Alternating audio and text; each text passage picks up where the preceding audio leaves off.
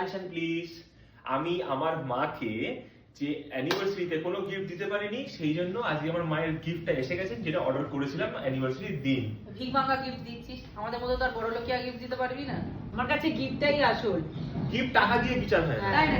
Gift হ্যাঁ বাবা বাবা এরকম বার করছিস এখন এরকম কি ঠুকে রে? ঠুকে গিফট বার করতে হবে। লেন্স কাট, লেন্স কাট থেকে চশমা। ও বাবা রে আমার মায়ের নাটক মায়ের দেখবে নিজের কোনো সানগ্লাস নেই, মাকে সানগ্লাস এই লাভলির কাছ থেকে না তোর কাছ থেকে চেয়ে চেয়ে যেতে হয় কোথাও গেলে, ওই জন্য মার জন্য আমি লেন্স কাট থেকে সানগ্লাস অর্ডার করেছিলাম। হাসি মাকা বদনে। আমাদের দিল না সানগ্লাস লাভলি।